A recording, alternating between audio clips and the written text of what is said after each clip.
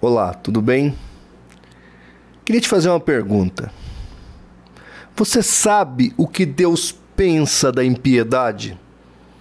Alguma vez na sua cabeça você refletiu o que Deus, o Supremo Juiz, entende sobre impiedade, sobre julgo desigual, sobre balança enganosa, sobre injustiça?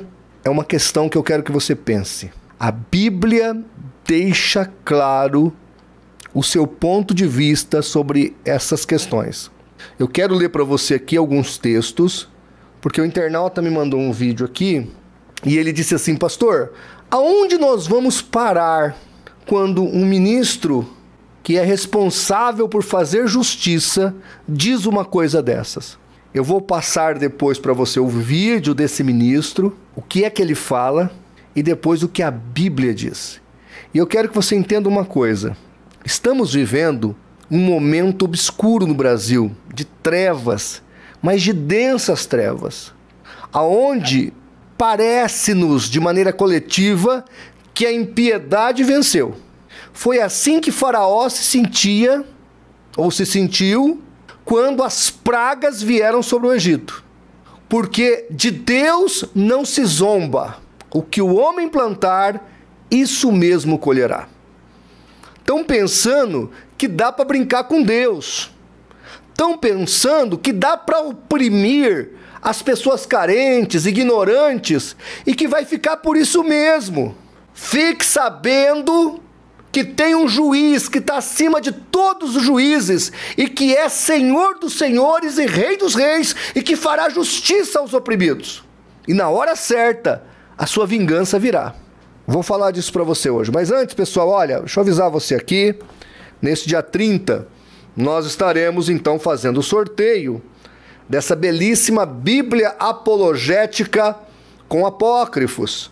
Um trabalho belíssimo do Instituto Cristão de Pesquisas, da qual eu tive o privilégio de ser um dos coautores. E nós iremos, então, no dia 30, sortear essa Bíblia e 3 kits de livros do CACP a todos os nossos inscritos no canal do Apoie-se do CACP. Vai lá, se inscreva, seja nosso parceiro, contribua mensalmente conosco e nós iremos aqui fazer esse belíssimo sorteio, porque você merece, você que nos ajuda, com certeza merece uma Bíblia dessa. Também baixe o aplicativo do CACP, se não for inscrito, inscreva-se no canal, se possível curta o vídeo e nos ajude a fazer pela verdade o que as seitas fazem pela mentira. Vamos então aqui passar um vídeo de uma pessoa que é ministro do STF, mas também para mim é falso profeta. Escuta aí o vídeo e veja se isso não é um escárnio. No Brasil? Não sei. Não me compensa no Brasil? Não. Não compensa. Muito graças. Me compensa no Brasil? Não sei. A moça pergunta ao ministro Gilmar Mendes: o crime compensa no Brasil? Ele está lá nos Estados Unidos. E aí ele olha para ela, dá um sorriso maroto e fala: não sei.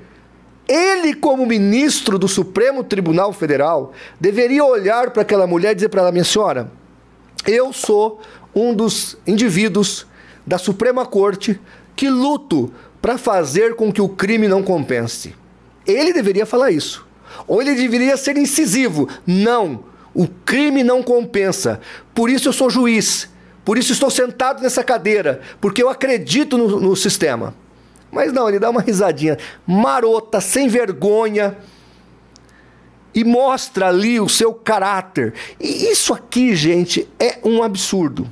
Mas eu peguei isso para mostrar para vocês o que a Bíblia diz. Alguns textos aqui sobre essa questão de Deus e a injustiça diante do que está acontecendo. Diz o Salmo 5,4: tu não és um Deus que tenha prazer na injustiça, contigo o mal não pode habitar. Colossenses 3,25: quem cometer injustiça receberá de volta a injustiça, e não haverá exceção para ninguém. Romanos 2, de 6 a 8: Deus retribuirá a cada um conforme o seu procedimento.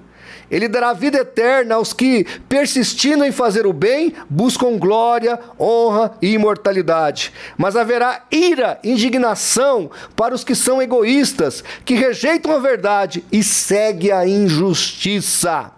Salmo 43:1. Faz-me justiça, ó Deus, e defende a minha causa contra um povo infiel. Livra-me dos homens traidores e perversos.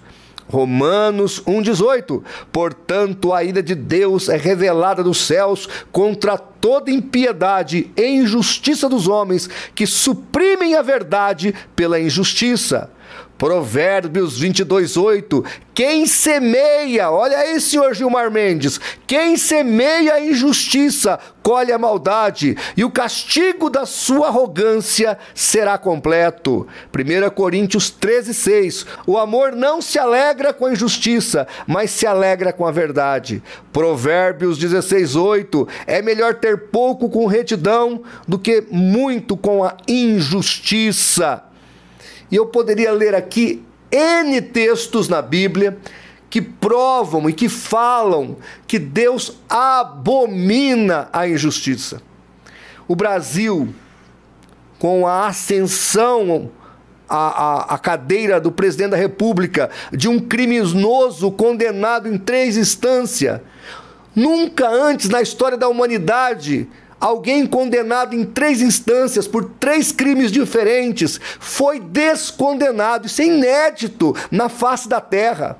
Um homem que desviou bilhões dos cofres públicos. Alguns falam em trilhões. Gente, não é porque eu tenho algo particular com esse camarada. Eu tenho contra o que ele representa. Ele representa a injustiça, ele representa a impiedade, ele representa a perca de valores de uma nação inteira. Já aumentou, mas você vai ver no primeiro trimestre do ano que vem como a criminalidade vai disparar nesse país. E por que vai disparar? Porque o Lula representa a impiedade encarnada nesses ministros do STF. O Brasil, vejam, senhores, não é política que eu estou falando aqui. Entenda, eu não estou falando de política, eu estou falando de valores. Valores. Eu estou orando para Deus ter misericórdia. E acima de tudo, eu sei que independente do ímpio que está no poder, Deus cuidará da sua igreja. Mas o que nós não podemos é perder os valores.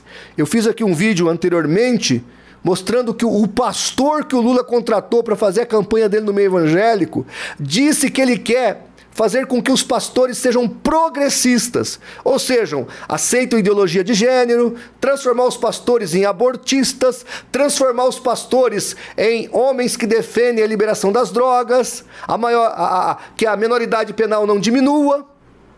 Porque a ideia agora do governo que estava aí, que é o governo Bolsonaro, era trazer de 18 para 16 a idade penal.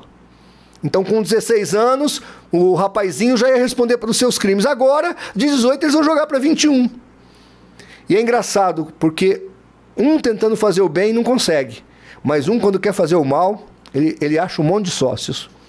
Vamos orar pelo Brasil, vamos interceder. Nós estamos na nossa igreja toda quarta-feira intercedendo fervorosamente pela nação. Porque aqui, só Deus. Supremo Tribunal Federal, já era. Senadores, deputados, aquilo ali é o maior prostíbulo da nação. Onde fica o maior prostíbulo? Qual cidade? Brasília. Congresso Nacional. Porque aqueles deputados e aqueles senadores, para mim, cidadão brasileiro, parecem mais com prostitutas do que com homens de bem que deveriam defender o Brasil. É assim que nós estamos. E isso, irmãos, o meu temor é que isso expanda-se de maneira geométrica para a vida da igreja. Porque já não está boa. A vida da igreja já não é grande coisa. E pelo visto, a intenção é o diabo entrar mais fortemente na própria igreja. Que Deus tenha misericórdia. E vamos orar. Eu estou fazendo, O meu papel, enquanto homem de Deus, estou dando aqui o meu alerta. Espero que você entenda, ore, se posicione e que a sua igreja mantenha os valores. Termino aqui lendo, agora não um texto bíblico, mas um texto de Rui Barbosa, que diz o seguinte, deixa eu ver se eu acho aqui. De ver triunfar as nulidades, de tanto ver prosperar a desonra, de tanto crescer a injustiça, de tanto ver agigantarem-se os poderes nas mãos dos maus, o homem chega a desanimar-se da virtude, a rir-se da honra e ter vergonha de ser honesto. É assim que vive o brasileiro de bem. Que Deus tenha misericórdia do Brasil.